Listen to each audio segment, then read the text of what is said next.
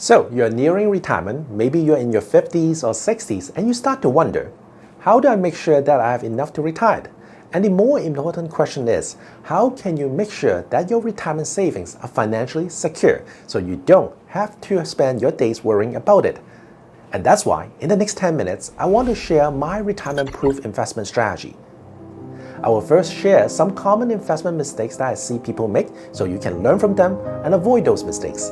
Then I will talk about 5 retirement-proof investment assets that you must have in order to secure your retirement. So at the end of the day, you can live a happy retirement without money worries. Let's get started. Keep in mind that when it comes to retirement, one of the most important things is to start planning early enough. We probably don't think about our retirement in our 20s or 30s because it just seems so far away. Plus, we have more urgent financial goals like getting a place or starting a family. But guess what? If we don't treat retirement planning just as important as other financial goals, then we will never have enough to retire. For example, in our 20s, we want to look for a better job opportunity. And in our 30s, we might be looking for a place to live or how to maintain the family expense. In our 40s, we might need to focus on our children's education.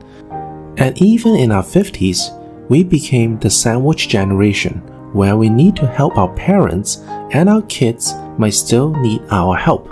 And by the time we are in our 60s, time is no longer on our side and we might become someone else's burden. Therefore, the sooner you start saving, the better. If you start early, you can leverage compound interest and grow your savings until you retire. And I mentioned a lot of times, retirement is not the end of the journey, more like a transition in life. So the most effective way to prepare for it is to create a roadmap, a retirement financial plan. Otherwise, you might unexpectedly sabotage your own retirement by spending too much or too little. The next one is ignoring health costs. When we talk about sickness or chronic diseases, most of us don't want to deal with the painful thoughts or think that we could ever need medical help, so we avoid dealing with it. But according to research done by Fidelity, the average couple in retirement will spend around $285,000 on healthcare. You might think, yeah, the government will take care of me.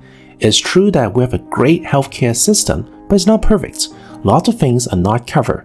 For example, if you're sick, our healthcare system won't pay for your mortgage nor rent. Our healthcare system won't pay for the nutrition supplement, and certainly the healthcare system won't pay for our senior care home. So what's your contingency plan when you need extra healthcare? It's always better to have a medical savings plan 10 years early than one day too late. As long as you work, your tax depends on your income and the tax bracket you fall into, and that also applies to your retirement. Once you retire, your income will likely to shift, and it could be that you're in a different tax bracket all of a sudden. What's more, once you start withdrawing money from your RSP or pension, 100% will be paid out as regular income.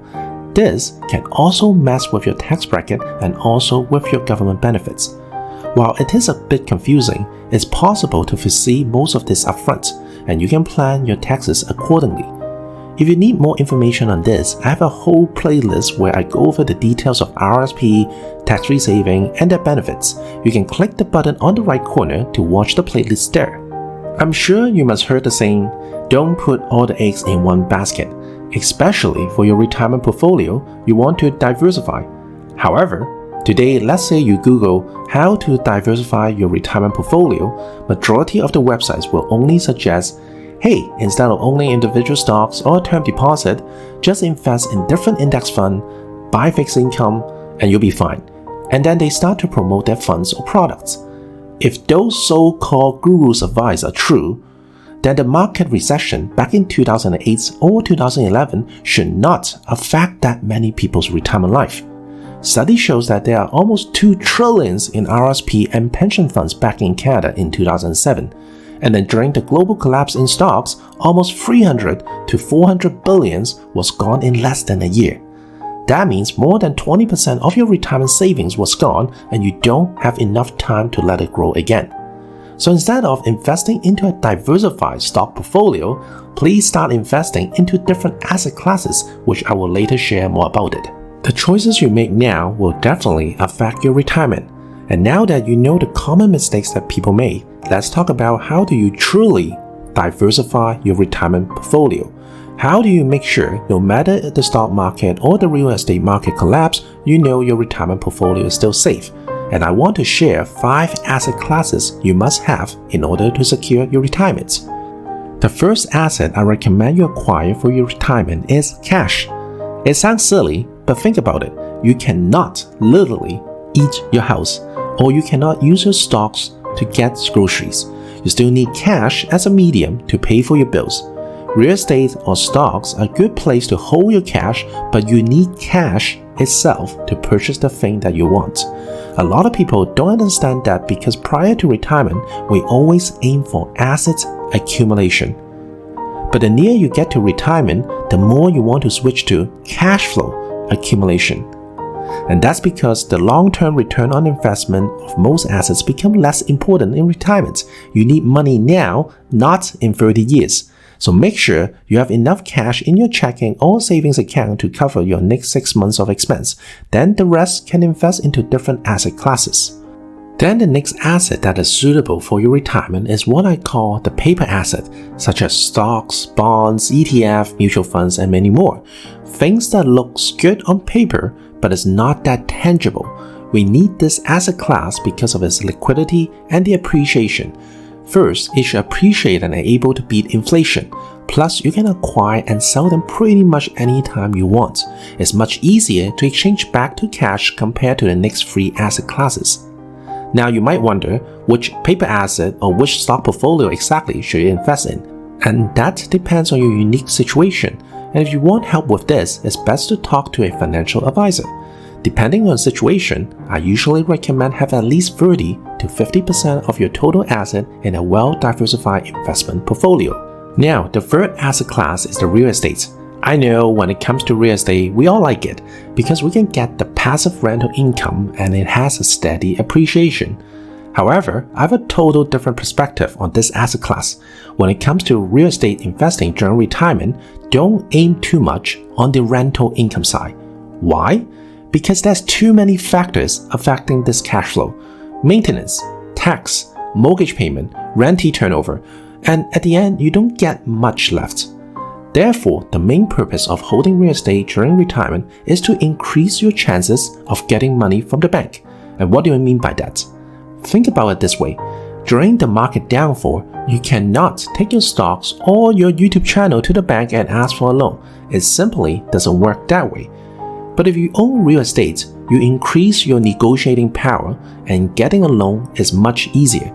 For example, you can use a home equity line of credit or refinance your house. You can then use the money to reinvest into your stocks or other asset classes. Any rental income you get is nice, but shouldn't be your main goal, so keep that in mind. Let's get to the next asset that will help you bulletproof your retirement income, and that is insurance. Insurance is literally pennies to dollars, and that's because contributions are usually very feasible, and if anything happens, you are covered. There's a variety of insurance to choose from, such as life insurance, medical insurance, sickness insurance, and disability insurance. In some cases, it might be a good idea to have 2 or several kinds of insurance. And I know that most people want to avoid this topic of insurance because it seems not very attractive. Many of us also think that bad things happen to others but not to ourselves, so we think that insurance is necessary.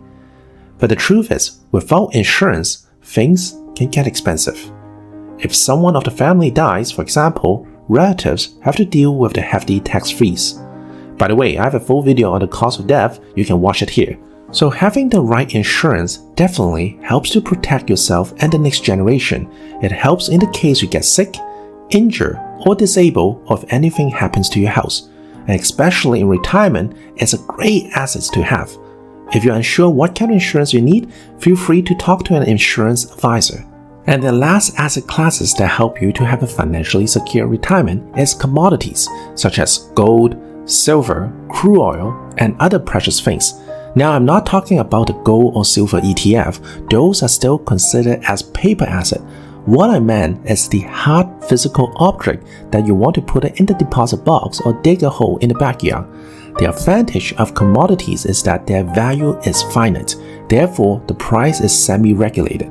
If the market goes down, your cash, paper assets, and real estate goes down too, but commodities keep their value. So in case of an emergency, you can sell off your commodities and secure your livelihood that way. But out of the 5 asset classes, commodities are the least liquidable, so I don't recommend this until you have acquired the previous 4 assets first. Alright, how do you like this video so far? I hope that this video made your retirement planning a bit clear. If you're getting any value out of this, make sure to press the like button and subscribe to my channel. And of course, if you're not sure where to begin your retirement planning, have a chat with me. You can find all the info in the description box below. I look forward to speaking with you soon. If not, then I will see you in my next video.